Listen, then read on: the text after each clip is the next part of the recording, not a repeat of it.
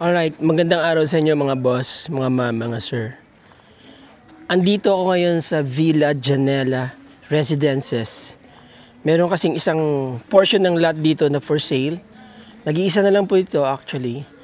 Now, parang compound po ito, no? Tapos ito yung pinaka main place at ito po yung access nyo going to the beach kung sakasakaling kayo yung makaka-acquire ng property. Nag-iisa na lang po yan, 298 square meters.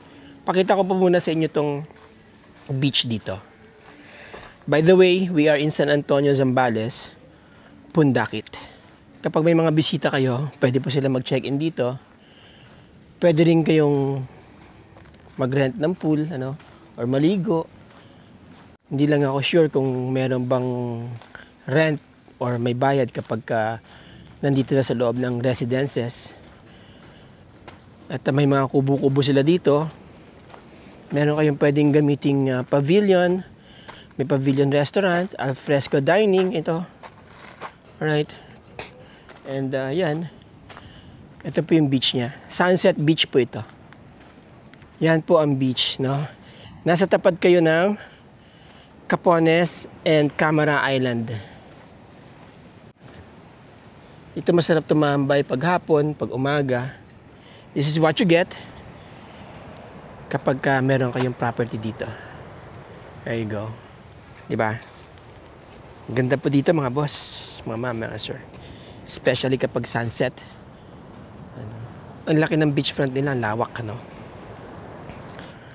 Doon kung saan sumasakay ng bangka, going to Anawangin Cove, going to Talisayan Cove. Okay, yung Anawangin Cove, sa likod ng bundok na yan.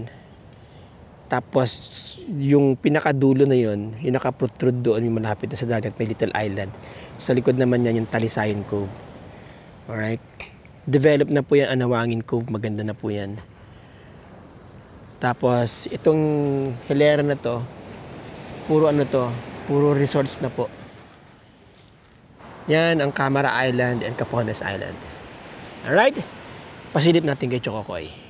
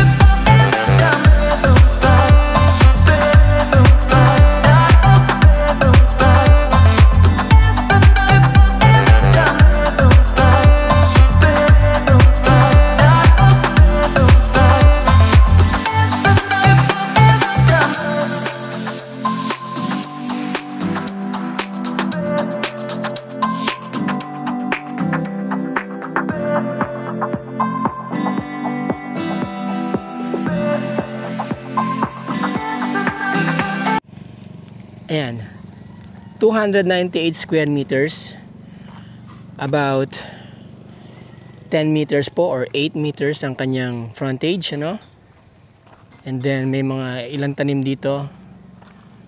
Yan, may tatlong puno akong nakikitang tanim. Maganda yung mga kapitbahay nyo, maganda ang community. Parang private, po ito, subdivision, but this is a portioned lot. May title na po yan. Selling for 4.5 million. Yan po ang inyong access sa dagat. Maluwag ang kanilang kalsada. Okay, so may bakod na pala yung property. Yan. Nyo na lang, kumbaga, pagagandahin nyo na lang. Alright? Pwede po kayo magpa-Airbnb dito. Pwede nyo iparent ito. Actually, kagaya nito, no? Tsaka dito sa kabila, kita niya may swimming pool siya. Di ba? So there you go mga boss. Maganda po yung location ng property. Maganda po yung presyo niyan, 4.5 million. Nag-iisa na lang po yan, lote na yan dito. 298 square meters. Ano po? Located sa prime tourist spot dito sa Zambales, which is Pundakit. May sarili kayong access papunta sa dagat. Maganda ang road. May gate doon sa harap. About 12 minutes to downtown San Antonio. Or 15 minutes to downtown San Antonio. About 5 minutes, nandiyan na kayo sa sakayan ng mga bangka. Papuntang Anawangin, Camara Island, Capones Island, Talisayan Cove. So, pwede kayong mag-island hopping dyan. And then, pwede nyo rin po itong i-develop into a small resort. Ano po? Kung gusto nyo parentahan, Airbnb, or simply your vacation home away from Metro Manila or here in San Antonio, Zambales. Okay? This is 3 hours drive from Metro Manila. Okay mga boss, 298 square meters po ang property, selling for 4.5 million. Nandyan po ang aking contact details, aking Globe, WhatsApp, and Viber, email address. Ang iba kong contact details, may FB Messenger, nandyan po sa description ng video na to. Mga boss, mga sir, maraming salamat sa inyo. Again, till the next video. Ciao.